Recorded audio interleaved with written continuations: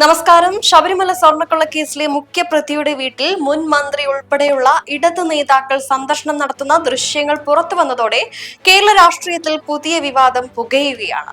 കാനഡയിൽ മരണത്തെ മുഖാമുഖം കണ്ട മലയാളി വിദ്യാർത്ഥിക്ക് കൊച്ചിയിലെ ഡോക്ടർമാർ ശസ്ത്രക്രിയയിലൂടെ പുതുജീവൻ നൽകിയ മെഡിക്കൽ അത്ഭുതമാണ് മറ്റൊരു പ്രധാന വാർത്ത. ഇതിനൊപ്പം തന്നെ കേരള രാഷ്ട്രീയത്തിൽ നിർണായകമായ നീക്കവുമായി 2020 NDA മുന്നണിയുടെ ഭാഗമായിരിക്കുന്നു എന്ന വിവരങ്ങളാണ് ഈ മണിക്കൂറിൽ പുറത്തുവരുന്നതും. നോക്കാം ഇതുവരെയുള്ള പ്രധാന വാർത്തകൾ പ്രൈം ടൈം അപ്ഡേറ്റ്സിലൂടെ. ആദ്യം തലക്കെട്ടുകളിലേക്ക്. സ്വർണ്ണക്കൊള്ള കേസ് പ്രതിയുടെ വീട്ടിൽ CPM നേതാക്കൾ, ദൃശ്യങ്ങൾ പുറത്ത്. കാനഡയിൽ മരണത്തെ മുഖാമുഖം കണ്ട മലയാളി വിദ്യാർത്ഥിക്ക് കൊച്ചി സൺറൈസ് ഹോസ്പിറ്റൽ പുനർജന്മം. ഭക്തി നിർഭരമായ തിരുനാവായ കുംഭമേള. നിളയിൽ ഗംഗാ മാതൃകയിൽ മഹാ ആരതിയും പുണ്യസ്നാനവും. ഡിജിറ്റൽ ഇന്ത്യ സെയിൽ 2026 ആകർഷകമായ ഓഫറുകളുമായി റിലയൻസ് ഡിജിറ്റൽ മേള ജനുവരി 22 മുതൽ. കൊളംബിയക്കെതിരെ കർശന നടപടിയുമായി ഇക്വഡോർ 30% താരിഫ് ഏർപ്പെടുത്തി. വാർത്തകൾ വിശദമായി. ശബരിമല സ്വർണ്ണക്കൊള്ള കേസിലെ മുഖ്യപ്രതി ഉണ്ണികൃഷ്ണൻ പോറ്റിയുടെ വീട്ടിൽ മുൻ മന്ത്രി കടകംപള്ളി സുരേന്ദ്രനും CPM പത്തനംതിട്ട ജില്ലാ സെക്രട്ടറി രാജു എബ്രഹാമും സന്ദർശനം നടത്തിയതിന്റെ ചിത്രങ്ങൾ പുറത്തുവന്നു. താൻ ശബരിമല സന്നിധാനത്ത് വെച്ചല്ലാതെ ഉണ്ണികൃഷ്ണൻ പോറ്റിയെ മറ്റെവിടെയും കണ്ടിട്ടില്ലെന്ന കടകംപള്ളി സുരേന്ദ്രന്റെ മുൻ മൊഴികൾക്ക് വിരുദ്ധമാണ് ഈ വരുന്ന ദൃശ്യങ്ങൾ. ശബരിമല സ്വർണ്ണക്കൊള്ള കേസിലെ മുഖ്യപ്രതി ഉണ്ണികൃഷ്ണൻ പോറ്റിയുടെ വീട്ടിൽ മുൻ മന്ത്രി കടകംപള്ളി സുരേന്ദ്രനും CPM ജില്ലാ സെക്രട്ടറി രാജു എബ്രഹാമും സന്ദർശനം നടത്തുന്ന ദൃശ്യങ്ങൾ പുറത്തുവന്നത് സർക്കാരിനെ പ്രതിരോധത്തിലാക്കുന്നു. പ്രതിയുടെ വീട്ടിലെത്തി കുടുംബ അംഗങ്ങളുമായി സൗഹൃദം പങ്കിടുന്ന ചിത്രങ്ങളാണ് പുറത്തു വന്നിരിക്കുന്നത്. പ്രതിയുമായി അടുത്ത ബന്ധമില്ലെന്ന നേതാക്കളുടെ മുൻ വാദങ്ങൾ ഇതോടെ പൊളിഞ്ഞു. ശബരിമല യാത്രയ്ക്കിടെ ഭക്ഷണം കഴിക്കാനാണ് അവിടെ കയറിയതെന്ന വിശദീകരണവുമായി കടകംപള്ളി രംഗത്തെത്തിയെങ്കിലും സ്വർണ്ണക്കടത്ത് കേസ് പ്രതികളുമായുള്ള രാഷ്ട്രീയ ഉന്നതരുടെ ബന്ധം കേന്ദ്ര ഏജൻസികൾ ഗൗരവമായാണ് കാണുന്നത്. കേസിലെ ഗൂഢാലോചനയെക്കുറിച്ച് എൻഫോഴ്സ്മെന്റ് ഡയറക്ടറേറ്റ് അന്വേഷണം വ്യാപിപ്പിച്ചിരിക്കുകയാണ്. കാനഡയിൽ മരണത്തിന് കീഴടങ്ങുമായിരുന്ന ഒരു മലയാളി വിദ്യാർത്ഥിക്ക് കൊച്ചിയിൽ പുതുജീവൻ. അതിസങ്കീർണമായ തൊറാസിക് ശസ്ത്രക്രിയയിലൂടെയാണ് 20-കാരനായ അനന്ത് കൃഷ്ണയെ സൺറൈസ് ഹോസ്പിറ്റലിലെ ഡോക്ടർമാർ ജീവിതത്തിലേക്ക് തിരികെ കൊണ്ടുവന്നത്. 9 മണിക്കൂർ നീണ്ട ശസ്ത്രക്രിയയ്ക്കൊടുവിൽ ശ്വാസകോശത്തെ പൊതിഞ്ഞിരുന്ന സിമന്റ് പോലുള്ള ആവരണം നീക്കം ചെയ്താണ് ഈ മെഡിക്കൽ അത്ഭുതം സാധ്യമാക്കിയത്. കാനഡയിലെ ഒന്റാറിയോയിൽ മെക്കാട്രോണിക്സ് വിദ്യാർത്ഥിയായ ആനന്ദ് കൃഷ്ണയുടെ ജീവിതം കഴിഞ്ഞ സെപ്റ്റംബറിലാണ് മാറിമറിഞ്ഞത്. കടുത്ത ന്യൂമോണിയയെ തുടർന്ന് ശ്വാസകോശത്തിന് ചുറ്റും പഴുപ്പ് കെട്ടി നിൽക്കുന്ന അവസ്ഥ. കാനഡയിലെ ചികിത്സകൾ പരാജയപ്പെട്ടതോടെ ശ്വാസകോശത്തിന്റെ പ്രവർത്തനം പാതി നിലച്ച നിലയിലാണ് ആനന്ദിനെ നാട്ടിലെത്തിക്കുന്നത്. പരിശോധനയിൽ ശ്വാസകോശത്തെ പൊതിഞ്ഞ് 15 സെന്റിമീറ്ററോളം വലുപ്പമുള്ള കട്ടയുള്ള ഒരു പാളി രൂപപ്പെട്ടതായി കണ്ടെത്തി. ശ്വാസകോശത്തിന് വികസിക്കാൻ കഴിയാത്ത ട്രാപ്പിംഗ് ലങ് എന്ന അവസ്ഥ. സൺറൈസ് ഹോസ്പിറ്റലിലെ ഡോക്ടർ നാസർ യൂസഫിന്റെ നേതൃത്വത്തിൽ 9 മണിക്കൂർ നീണ്ട ശസ്ത്രക്രിയ. What he had was pus in the chest cavity, and that had become organized like cement. And once it's cemented, you know how difficult it is to break cement and proceed. And his whole diaphragm, that's a muscle between the chest and the abdomen, which contributes 80% of the breathing, that was non-functional. His heart was pushed to one side. The left side had contracted, shrunk.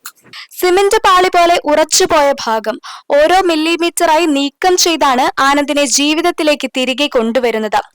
First of all സന്തോഷമായിരുന്നു, കാരണം അമ്മയുടെ അടുത്തൊക്കെയാണ് വരുന്നത്. അമ്മ doctor ആയതുകൊണ്ട് അതിൻ്റെ ഒരു care കിട്ടും എന്നറിയാം. അത് കഴിഞ്ഞ് അവിടെ എല്ലാം ഡിലേഡാണ്, മൊത്തത്തിൽ പ്രൊസീജിയർ ആണെങ്കിലും എന്താണെങ്കിലും ഡിലേഡാണ്. അപ്പോൾ അത് കഴിഞ്ഞ് ഇവിടെ വന്നപ്പോൾ ഇൻസ്റ്റൻ്റ് ആയിരുന്നു കാര്യം.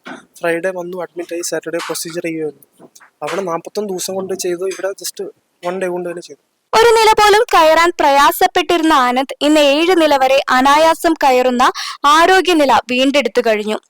ഈ മാസം തന്നെ ഉപരിപഠനത്തിനായി ആനന്ദ് കാനഡയിലേക്ക് മടങ്ങും. Everything is going to be all right എന്നുള്ളൊരു കോൺഫിഡൻസ് ഉണ്ടായിരുന്നു. പിന്നെ നാട്ടിൽ വന്നപ്പോൾ നമ്മുടെ കയ്യിലായി എല്ലാ കാര്യങ്ങളും. അങ്ങനെ ഇതെല്ലാം മാനേജ് ചെയ്ത് പോയി. അതൊരു ടഫ് ടൈം ആയിരുന്നു. നൗ റിലാക്സ്ഡ് ആണ്.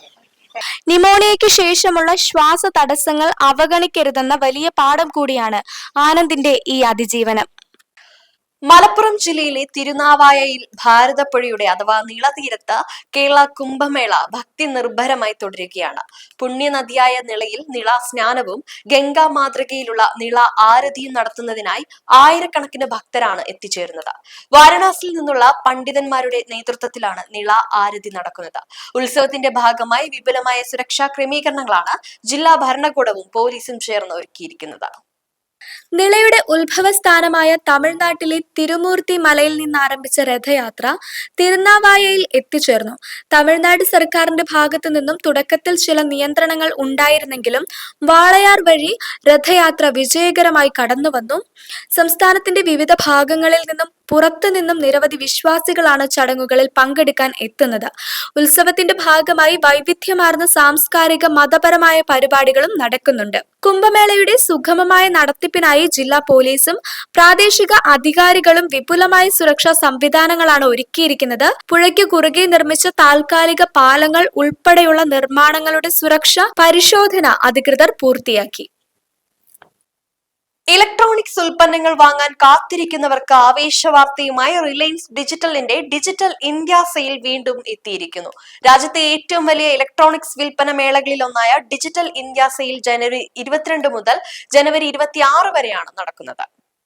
റിലയൻസ് ഡിജിറ്റലിന്റെ ആവേശകരമായ ഡിജിറ്റൽ ഇന്ത്യ സെയിൽ ആരംഭിച്ചു. ജനുവരി 22 മുതൽ 26 വരെ നീണ്ടു നിൽക്കുന്ന ഈ വിൽപ്പന മേളയിൽ സ്മാർട്ട് ഫോണുകൾ, ലാപ്ടോപ്പുകൾ, വീട്ടുപകരണങ്ങൾ എന്നിവയ്ക്ക് വമ്പിച്ച വിലക്കിഴിവാണ് പ്രഖ്യാപിച്ചിരിക്കുന്നത്.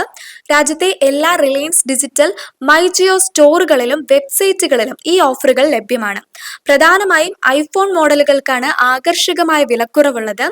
ഐഫോൺ 15 വെറും 49,990 രൂപ മുതൽ, ഐഫോൺ 17 മോഡലുകൾക്ക് 78,900 രൂപ മുതൽ സ്വന്തമാക്കാം. മാക്ബുക്ക് എയർ M2-ന് 64,990 രൂപയാണ് വില. സാമ്പത്തിക ആനുകൂല്യങ്ങളുടെ കാര്യത്തിലും ഇത്തവണ വലിയ നേട്ടങ്ങളുണ്ട്. തിരഞ്ഞെടുത്ത ബാങ്ക് കാർഡുകൾക്ക് 26,000 രൂപ വരെ തൽക്ഷണ ഡിസ്കൗണ്ടുകളും കൺസ്യൂമർ ലോണുകൾക്ക് 30,000 രൂപ വരെ ക്യാഷ് ബാക്കും ലഭിക്കും. ചുരുക്കത്തിൽ ഗുണമേന്മയുള്ള ഇലക്ട്രോണിക് ഉൽപ്പന്നങ്ങൾ ഏറ്റവും കുറഞ്ഞ വിലയിൽ സ്വന്തമാക്കാൻ ആഗ്രഹിക്കുന്നവർക്ക് ജനുവരി 26 വരെ ഈ സുവർണ അവസരം പ്രയോജനപ്പെടുത്താം. കൊളംബിയയിൽ നിന്നുള്ള എല്ലാ ഉൽപ്പന്നങ്ങൾക്കും 30% താരിഫ് ഏർപ്പെടുത്താനൊരുങ്ങി ഇക്വഡോർ. കൊളംബിയൻ അതിർത്തി വഴിയുള്ള മയക്കുമരുന്ന് കടത്തും നിയമവിരുദ്ധ ഖനനവും തടയുന്നതിൽ ബോഗോട്ട പരാജയപ്പെട്ടുവെന്ന് ആരോപിച്ചാണ് ഇക്വഡോർ പ്രസിഡന്റ് ഡാനിയൽ നൊബോവയുടെ ഈ നിർണായക പ്രഖ്യാപനം. കൊളംബിയയിൽ നിന്നുള്ള ഇറക്കുമതിക്ക് ഫെബ്രുവരി മുതൽ 30% നികുതി ഏർപ്പെടുത്തുമെന്ന് ഇക്വഡോർ പ്രസിഡന്റ് ഡാനിയൽ നൊബോവ അറിയിച്ചു. കൊളംബിയയുമായുള്ള വ്യാപാര നഷ്ടം നികത്താനും അതിർത്തിയിലെ ലഹരിക്കടത്ത് തടയാനുമാണ് ഈ കർശന നീക്കം. ലഹരി മാഫിയയെ നിയന്ത്രിക്കാൻ കൊളംബിയ വേണ്ടത്ര ശ്രമിക്കുന്നില്ലെന്ന് നൊബോവ കുറ്റപ്പെടുത്തി.